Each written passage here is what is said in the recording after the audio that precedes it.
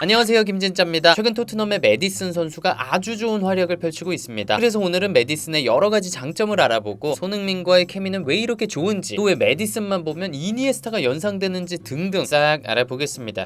메디슨의 활약. 자, 일단 메디슨은 지난 8월에 프리미어리그 이달의 선수상을 수상했습니다. 그럼 뭐 말 다 했죠. 토트넘에 이적한 이후에 현재까지 2골 4어시를 기록하고 있습니다. 지금 어시 공동 1위예요. 어시스트 말고 찬스 생성 횟수를 살펴보면 17개입니다. 1위인 사카가 19개거든요. 딱 2개 모자란 거야. 자, 그런데 메디슨은 토트넘에 와서 갑자기 잘해진 게 아닙니다. 물론 지난 시즌에 레스터가 강등을 당하긴 했지만 메디슨은 잘했어요. 특히 팀이 공격 작업을 할 때 영향력이 엄청 컸어. 지난 시즌에 메디슨이 선발 출전을 하면 레스터가 경기당 1.5골을 넣었거든요. 근데 선발 출전을 안 하면 경기당 0.8골. 이거 어마어마한 차이예요. 근데 지금 토트넘도 메디슨 없으면 쫙 떨어질 것 같다? 그리고 메디슨은 지난 시즌에 공격 포인트도 많이 기록했습니다. 프리미어리그에서 13위였어요. 아니, 강등당한 팀에서 이 정도 하면 미친 거지. 메디슨과 손흥민의 케미. 자, 많은 팬분들이 송케 조합 이후에 메디슨 조합을 주목하고 있습니다. 특히 북런던 더비에서 2골을 합작하면서 기대감을 키웠죠. 자, 그렇다면 두 선수의 케미는 왜 이렇게 좋은 걸까요? 일단 기본적으로 메디슨은 전방에 패스를 잘 찌르는 선수고, 손흥민은 공을 받아서 마무리를 잘하는 선수니까. 자, 근데 전방에 찌르는 패스도 두 가지가 있습니다. 하나는 아예 뒷공간에 넣어주는 거, 다른 하나는 발밑에 넣어주는 거. 이 패스가 어떤 느낌이냐면, 소니가 뒷공간 뛰는 척하고 상대랑 공간을 살짝 벌려놓으면 메디슨이 요 사이 공간으로 저기 발밑으로 강하게 넣어주는 형태거든요. 근데 메디슨은 요 사이 공간이 넓으면 바로 슈팅할 수 있게 살짝 넣어주고, 요 사이 공간이 좁으면 패스가 안 잘리게끔 개세게 넣거든요. 공간 크기에 따라서 패스 강도를 다르게 하는 거, 그런 거 눈여겨보시면 진짜 재밌을 거예요. 자, 그리고 메디슨의 이런 패스 퀄리티 뿐만 아니라 패스를 어디로 주로 하는가, 패스 방향의 그런 경향성 있잖아요. 그것도 소니랑 궁합이 참 잘 맞습니다. 왜냐면 메디슨은 자기한테 볼이 오잖아요. 그럼 일단 앞으로 돌아서, 그리고 최전방에 패스 찌르는 걸 최우선순위로 생각합니다. 통계도 그걸 증명해요. 올 시즌 메디슨이랑 프리미어리그의 공격형 미드필더들, 윙어들이랑 비교를 해보잖아요. 그러면 메디슨의 전진 패스, 키 패스, 파이널 서드로의 패스, 이런 것들 100분위가 다 97%입니다. 상위 3%라는 얘기죠. 그러니까 공격 지역으로 패스를 얼마나 잘 넣어준다는 거예요. 이러면 소니 입장에서는 메디슨이 볼을 잡았다? 그럼 자동적으로 뛸 수밖에 없지. 거기다가 메디슨은 밑에서부터 드리블해서 쭉 올라오는 볼 캐리도 가능합니다. 미드필더가 이게 되면 좋은 게 역습 상황 때에 소니가 볼 받으러 밑으로 안 내려가도 돼요. 메디슨이 직접 끌고 올라오니까 소니는 앞에 공간 찾아서 뛰면 돼. 수루 패스 받아서 마무리하는 거에만 집중하면 돼. 이렇게 되면 전개가 훨씬 빠르겠죠. 근데 볼 캐리가 안 되는 미드필더면 받아주러 내려가고 벌려주고, 이거 뭐 전개가 안 됩니다. 자, 그리고 메디슨 조합이 기대되는 또 다른 이유가 있습니다. 메디슨이 케인만큼은 아니어도 꽤 득점력이 있는 선수예요. 원래 두 선수의 콤비가 위력을 발휘하려면 두 선수 다 득점력, 어시력이 있어야 됩니다. 그래야 상대 수비 입장에서 얘가 뭘 할지 모를 거 아니야. 자, 메디슨은 본머스전 때 보여준 것처럼 박스 안으로 침투해가지고 마무리하는 것도 잘해요. 그리고 중거리 슛이 일품이죠. 메디슨이 2018년에 레스터에 입단한 이후에 박스 바깥에서 중거리로 9골을 넣었거든요. 근데 같은 기간 동안 더 많이 넣은 선수가 덕배, 손흥민, 케인밖에 없어요. 자, 이렇게 중거리 능력이 좋다 보니까 메디슨이 요런 플레이를 좋아합니다. 왼쪽 메잘라 지역에 있다가 공격수한테 아웃사이드로 주고 다시 받아서 감아차는 거, 그리고 둘이 역할을 바꿔도 되고, 이거 앞으로 소니랑 자주 할 것 같아요. 자, 메디슨과 손흥민 선수는 둘 다 기본적으로 지능이 높은 선수입니다. 특히 소니의 지능은 프리미어리그 역대 최다 득점자 시어러가 역대급으로 꼽을 정도예요. 최근에 시어러가 프리미어리그의 완벽한 스트라이커 조합을 꼽았거든요. 거기 보면 오른발과 마무리엔 케인, 왼발엔 살라, 헤더엔 호날두, 힘과 움직임엔 홀란드, 그리고 축구 지능에는 손흥민을 꼽았습니다. 그리고 메디슨은 플레이 보면 똑똑한 선수라는 게 딱 느껴지죠. 이렇게 둘 다 똑똑하다 보니까 함께 뛴 지 얼마 안 됐는데도 합이 잘 맞는 거예요. 최근 아스날전에서 두 번째 골 넣었을 때 메디슨이 조르지뉴 볼 뺏어가지고 소니한테 어시스트 했잖아요. 그 볼 뺏기 전에 둘이 얘기를 했대요. 야, 조르지뉴 교체돼 들어와가지고 경기 템포 따라가는데 시간 좀 걸릴 것 같지 않아? 쟤 좀 집중적으로 압박해보자. 이렇게 서로 얘기가 돼가지고 손흥민이 패스 코스 끊고 메디슨이 압박해서 볼 뺏어낸 거 아니야. 자, 그리고 메디슨이 손흥민 선수한테 잘 적응할 수밖에 없는 게, 이미 레스터에서 제이미 바디랑 6년 동안 같이 뛰었습니다. 근데 바디랑 소니랑 굉장히 비슷하죠. 침투 좋고 마무리 좋다고. 그러니까 메디슨은 지금 토트넘이 전혀 어색하지 않을 거예요. 그리고 둘 다 주장단이죠. 그러다 보니까 책임감을 공유하게 되고 얘기도 많이 하게 되고 빨리 친해지고, 그러니까 경기장에서 호흡이 더 빨리 좋아진 것 같아요. 이니에스타의 향기. 제 개인적으로는 메디슨한테서 이니에스타의 향기가 많이 납니다. 특히 볼을 갖고 있을 때 그 디테일한 몸 동작들이 저런 건 이니에스타 참고한 거 아닌가? 이런 생각이 들었는데 아니나 다를까 메디슨이 이런 얘기를 했더라고요. 사비와 이니에스타는 포든, 마운트, 그릴리시 등 저희 또래 영국 선수들한테 영감을 많이 줬습니다. 내가 뭘 했어? 참고했다니까? 자, 그러면 메디슨이랑 이니에스타랑 뭐가 그렇게 비슷하냐? 일단 볼 소유할 때 골반 집어넣는 거. 자, 우리가 드리블을 하다가 살짝 길어가지고 상대한테 뺏길 것 같을 때 있잖아요. 그럴 때 이니에스타는 골반을 넣어가지고 볼을 지키는데 메디슨도 똑같습니다. 수비가 오면 골반 쏙, 볼은 무조건 내 거. 자, 근데 그럴 때 상대가 볼을 뺏으려고 발을 쭉 뻗으면서 강하게 들어올 때가 있어요. 그러면 메디슨은 골반 넣고 힘을 뺍니다. 그리고 확실하게 넘어지죠. 그러면 삑 100% 파울이죠. 물론 상대가 볼을 보고 들어갔죠. 근데 메디슨이 공하고 상대 사이에 골반을 넣었잖아. 그러다 보니까 요 수비가 공 건드리려고 뻗었던 발이 메디슨 다리를 까게 된 거고, 강하게 들어가는 과정에서 결과론적으로 메디슨을 뒤에서 민 거기 때문에 파울을 불 수밖에 없어요. 이거 진짜 영리하게 파울 얻어낸 겁니다. 왜 수아레즈 같은 경우도 박스 안에서 PK 얻어낼 때 보면 공을 이렇게 미끼처럼 놔요. 그리고 상대가 그거 건드리려고 발을 뻗으면 그 사이에다가 자기 발을 넣어요. 그리고 일부러 까요. 넘어져. 이빨 내밀어. 아파해. 그러면 PK. 자, 그리고 메디슨이 드리블할 때 상대 몸 앞쪽으로 대각으로 치고 들어가는 것도 이니에스타랑 똑같아요. 메디슨이 전진 드리블할 때 보면 직선으로 안 갑니다. 뒤에 따라오는 수비수를 보면서 계속 지그재그로 몸 넣어가면서 올라가. 수비는 빡치지. 자, 그리고 메디슨의 터닝 동작도 이니에스타랑 굉장히 비슷합니다. 자, 이니에스타의 턴 동작을 보면 돈다라는 느낌이라기보다는 상체가 바라보고 있는 방향을 순식간에 뒤집는다라는 느낌이 들거든요. 근데 메디슨이 아스널전 소니의 첫 번째 골 어시하기 직전에 터닝했던 게 딱 그 느낌이었어. 순식간에 몸을 뒤집었다고. 조금 더 자세히 살펴보면 견눈질로 사카가 가까이 올 때까지 기다려. 그리고 왼발 디딤발을 멀리 놓고 자세 낮춘 다음에 오른발 아웃사이드로 확 끌고 나가. 자세를 낮추니까 무게중심 이동하기도 쉽죠. 가속 붙이기도 쉽죠. 그리고 상대 수비로부터 벗어나는 동시에 오른팔로 상대를 감아가지고 뒤로 보내는 것도 포인트죠. 안쪽으로 돌 때도 비슷해요. 오른쪽에 상대 수비가 있다? 그러면 왼발 디딤발을 앞에 깊숙이 넣고 확 뒤집죠. 그리고 대각으로 깊숙이 쳐놓고 또 몸을 집어넣죠. 제끼죠. 이런 일련의 동작들이 이니에스타랑 너무 비슷해. 자, 보면 이니에스타도 그렇고 메디슨도 그렇고 몸이 굉장히 얄쌍하죠. 근데 이니에스타가 이런 몸으로도 볼을 절대 안 뺏기고 자유자재로 돌파하는 방법을 전 세계에 보여줬단 말이죠. 그 방법이 급격하게 방향 전환하고 몸 집어넣고 손 잘 쓰는 거, 이런 거예요. 그러니까 메디슨이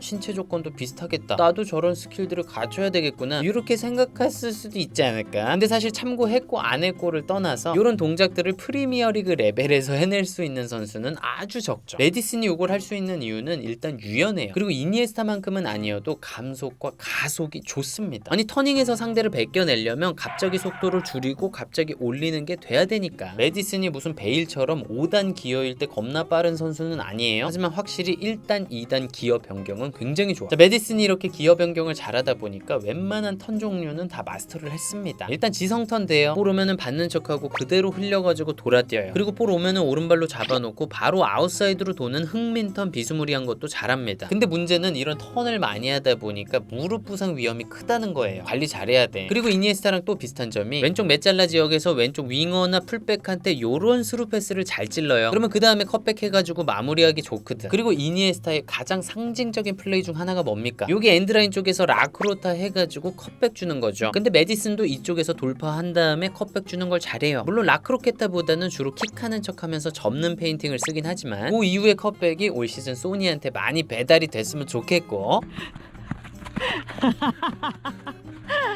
네, 오늘은 이렇게 메디슨 관련된 얘기를 해봤습니다. 메디슨의 개선점에 대해서도 고민을 해봤는데 뭐 딱히 없는 것 같아요. 지금 하는 플레이를 꾸준히 잘해주느냐, 그게 중요할 것 같아요. 아니, 진짜 보면 볼수록 진짜 너무 괜찮은데? 이런 생각이 들어. 약간 어떤 느낌이냐면 학창시절에 학기 초에는 별로 눈에 안 띄었는데 보면 볼수록 참 예쁜 자, 아무튼 메디슨은 앞으로 토트넘에서 보여줄 게 많은 선수라는 생각이 듭니다. 메디슨 조합도 기대 만빵. 아, 맞다, 요거 까먹을 뻔했다. 메디슨이 다트 셀레브레이션 하잖아요. 그게 왜 그런지 아십니까? 엄청난 이유가 있어요. 다트를 되게 좋아한대요. 레스터에 있을 때 바디, 반스 이런 선수들이랑 같이 했고 집에서도 다트를 엄청 한다고 합니다. 네, 오늘은 여기까지입니다. 저는 또 다음 축구 컨텐츠에서 뵙겠습니다. 감사합니다. 뿅!